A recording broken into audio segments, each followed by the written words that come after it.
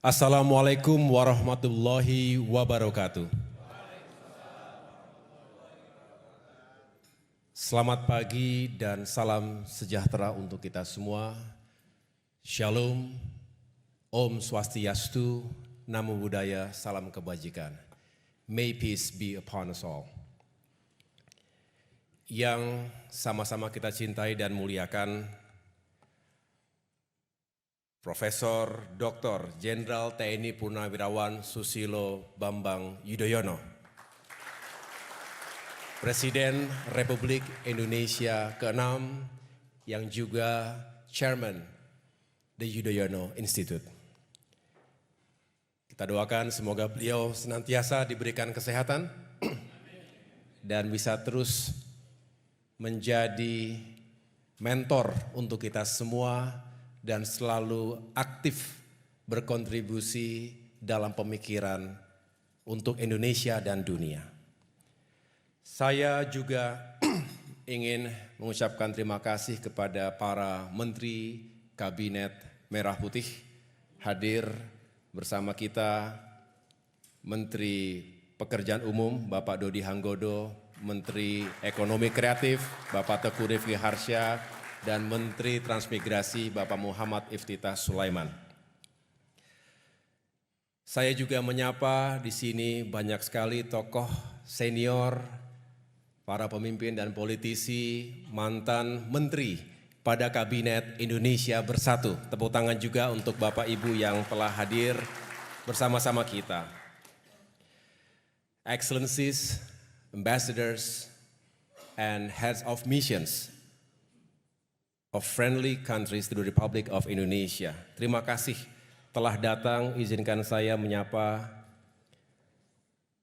His Excellency Wang Lutong from China, His Excellency Sandip Chakravorty from India, His Excellency Roderick Brazier from Australia, His Excellency Dato' Syed Muhammad Hasrin Tunku Husin from Malaysia, His Excellency Kwok Fuk Seng from Singapore, His Excellency Roberto Colamin from Italy, His Excellency Roberto Sarmento de Oliveira Suarez from Timor-Leste, dan juga perwakilan yang hadir, apakah itu DCM maupun jabatan yang lain dari the Philippines, kemudian Kamboja, Jepang, Rusia, Korea Selatan, dan juga Uni Eropa. Tepuk tangan sekali lagi untuk para ambassadors, head of missions.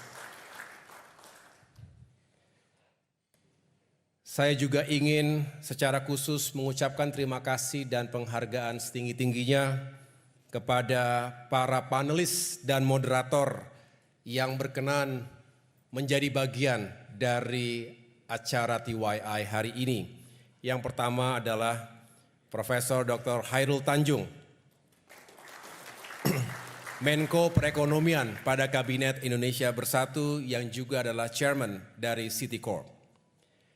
Ibu Mari Elka Pangestu, PhD, Menteri Perdagangan, Menteri Parekraf pada Kabinet Indonesia Bersatu yang saat ini menjabat sebagai Wakil Ketua Dewan Ekonomi Nasional.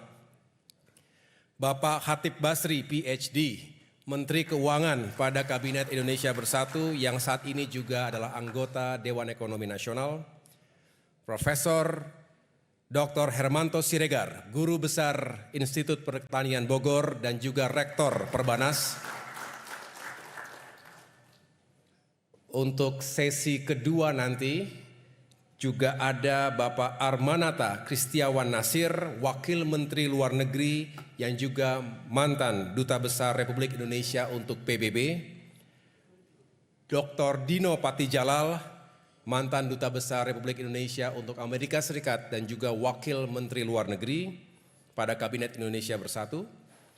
Dr. Rizal Sukma, Senior Fellow CSIS yang juga mantan Duta Besar Republik Indonesia untuk Inggris, Irlandia. Dan Bapak Osi Dermawan, MSc sebagai Wakil Menteri ATR BPN yang juga mantan perwira TNI, serta sebagai moderator ada ekonom senior Bapak Raden Pardede dan akademisi yang juga Direktur Postgraduate School of Diplomacy Paramadina University, Bapak Ahmad Khairul Umam. Tepuk tangan sekali lagi untuk para panelis dan moderator. Terima kasih, di sini ada Pak Hatta Rajasa, Pak Joko Suyanto, ini senior-senior kita, mantan-mantan menteri, koordinator. Kalau gitu kita satu klub, Pak, alhamdulillah. Dan para anggota DPR RI, ya, DPR RI yang saya muliakan, kami keluarga besar The Yudhoyono Institute, tentu Chairman Bapak SBY, dan berikan sambutan yang meriah juga kepada adik kami tercinta, Bung Edi Baskoro Yudhoyono, Dr. Edi Baskoro Yudhoyono, yang saat ini juga mengemban amanah sebagai Ketua Fraksi Partai Demokrat DPR RI yang juga Wakil Ketua MPR RI, Mbak Anissa, Mbak Alia. Kami sangat berbahagia keluarga besar The Yudhoyono Institute bisa menjadi host acara yang insya Allah sangat relevan dengan situasi hari ini. Para pejabat kementerian dan lembaga juga hadir, ini spesial banyak pejabat eselon 1, Sesmenko, para deputi dari Kemenko, Infrastruktur dan Pembangunan Kewilayahan, staf-staf khusus, termasuk jajaran Kementerian Ekonomi Kreatif, Kementerian PU dan Kementerian Transmigrasi, para pengurus Dewan Pimpinan Pusat Partai Demokrat, para sahabat, akademisi, peneliti, mahasiswa dari berbagai universitas dan lembaga riset, para pelaku dunia usaha dan rekan-rekan media, insan pers yang saya cintai dan banggakan. Kalau melihat di sini ada yang berseragam militer aktif,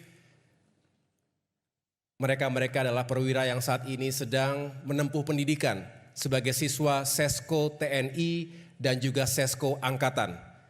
Terima kasih teman-teman sudah datang. Ini bukan acara partai, ini acara TYI yang sekali lagi merupakan sebuah lembaga yang independen, non-partisan, dan kita berharap selalu bisa menghadirkan pemikiran-pemikiran terbaik untuk bisa kita kontribusikan untuk Indonesia juga dunia.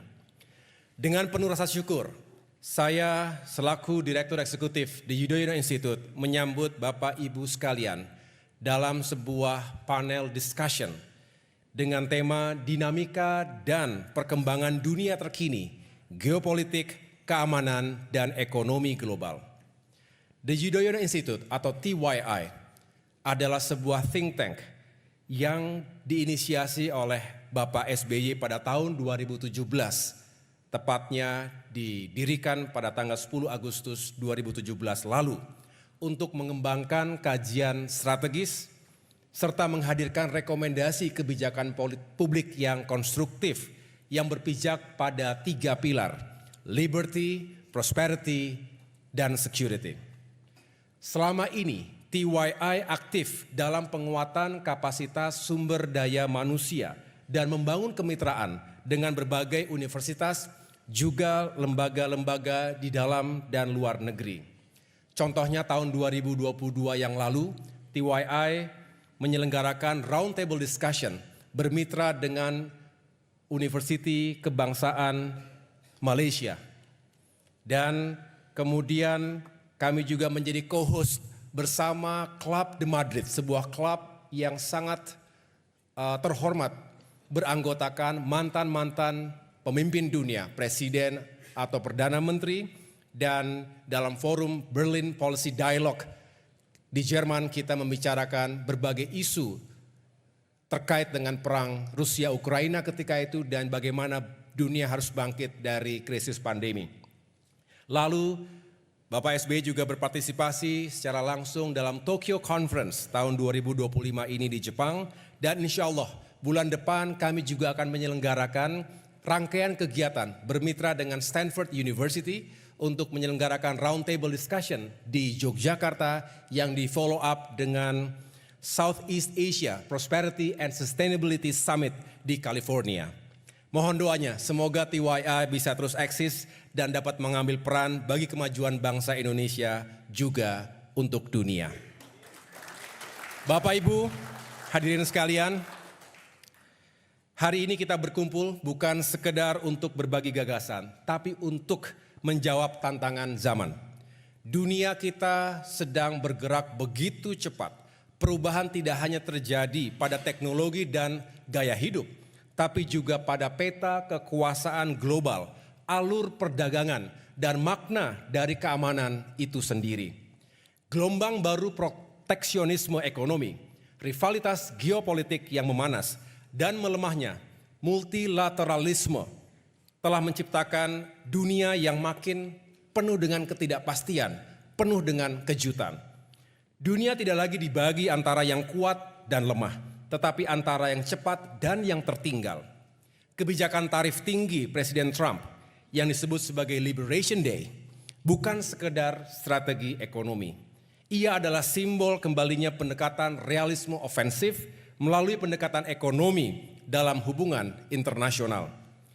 Indonesia sendiri terdampak langsung. Tarif impor 32% bukan angka yang kecil, walaupun saat ini masih ditangguhkan. Sementara Tiongkok, rival terbesar Amerika yang semula diganjar tambahan tarif 34%, dalam hitungan jam melakukan retaliasi. Dan akibat aksi reaksi perang tarif tersebut antara kedua negara menyebabkan Tiongkok diganjar tarif 145%. Menurut data dari WTO dan juga IMF, perang dagang sebelumnya tahun 2018 hingga 2020 telah mengakibatkan penurunan volume perdagangan dunia sebesar 3%. Dan menyumbang pada penurunan PDB global sekitar 0,8%. Saat ini, eskalasi baru yang dipicu kebijakan kenaikan tarif ini jelas akan berdampak baik ke pasar keuangan maupun sektor real. Dampaknya, risiko resesi global di tahun ini meningkat tajam.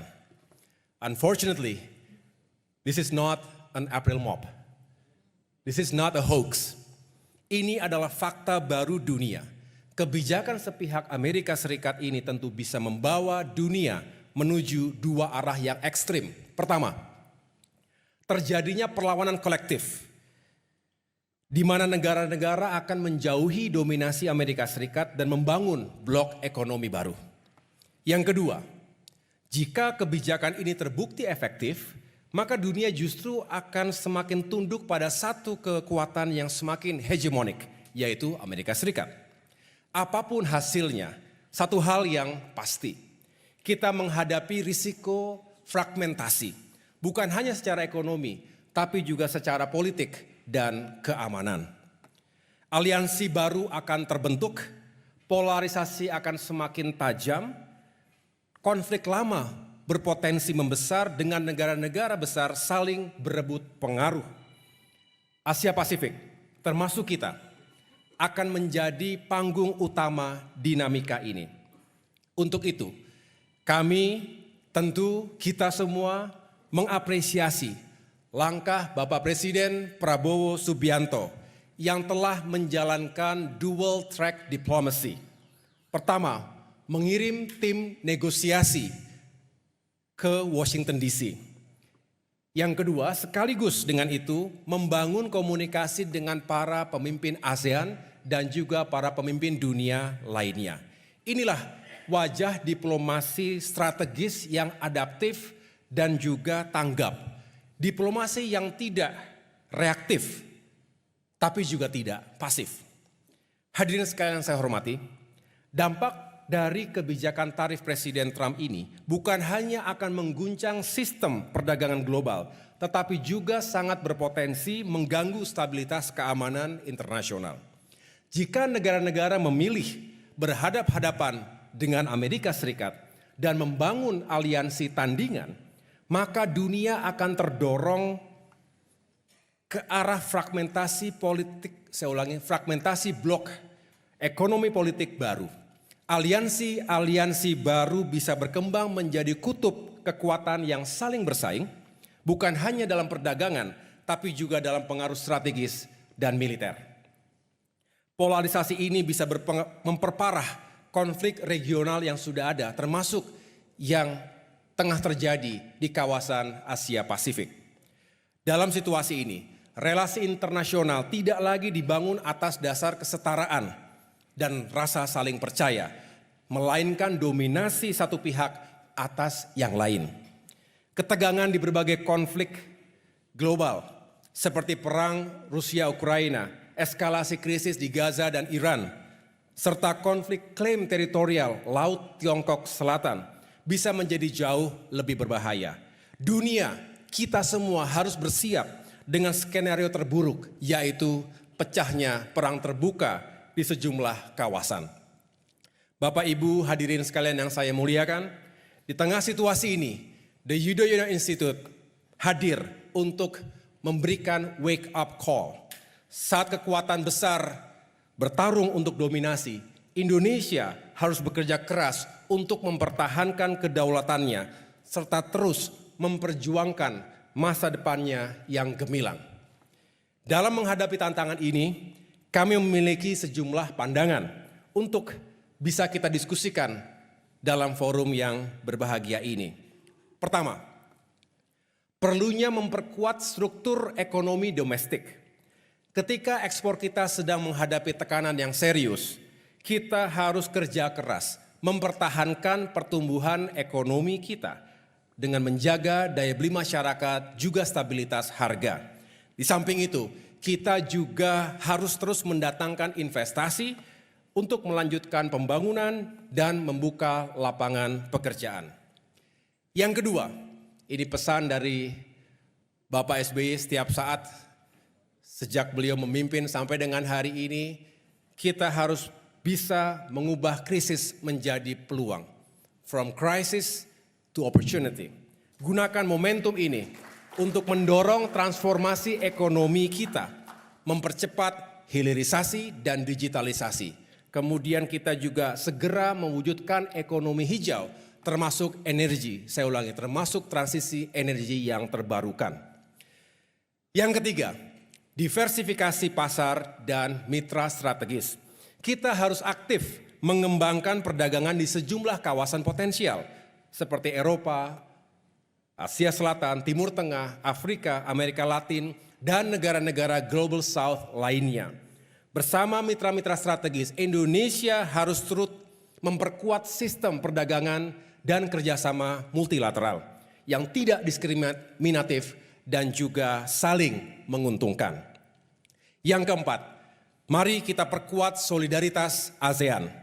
Jangan biarkan kita terpecah belah oleh agenda masing-masing. ASEAN harus bersuara satu, membela prinsip perdagangan yang adil dan terbuka. Forum seperti Regional Comprehensive Economic Partnership, RCEP, dan ASEAN Plus harus semakin efektif. Bapak Ibu hadirin sekalian, dalam dunia yang semakin terfragmentasi ini, kita harus menjadi pemersatu. Ketika kekuatan besar saling mencurigai, kita harus membangun kepercayaan. Ketika dunia mengedepankan kepentingan sempit, kita harus menawarkan kerjasama luas. Inilah jalan menuju masa depan yang lebih adil, inklusif, dan berkelanjutan. TYI percaya, solidaritas adalah kekuatan kita, kolaborasi adalah harapan kita. In a world full of uncertainties and danger, solidarity is our strength, collaboration is our hope. Dalam dunia yang kian retak, mari kita jadi jembatan. Ketika ketakutan menyebar, mari hadirkan harapan, karena dunia tidak hanya butuh pemimpin yang kuat, tetapi juga pemimpin yang bisa menyatukan. Mari kita bergerak bersama, bukan hanya untuk bertahan di zaman yang terus berubah, tapi untuk membentuk zaman itu sendiri. Semoga forum ini bisa menghasilkan pemikiran juga solusi, bukan hanya wacana. Untuk bangsa, untuk kawasan kita, untuk dunia, dan untuk masa depan yang lebih baik bagi anak dan cucu kita. Dengan mengucapkan Bismillahirrahmanirrahim, forum panel diskusi The Yudhoyono Institute secara resmi saya nyatakan dibuka. Terima kasih, Tuhan bersama kita. Wassalamualaikum warahmatullahi wabarakatuh.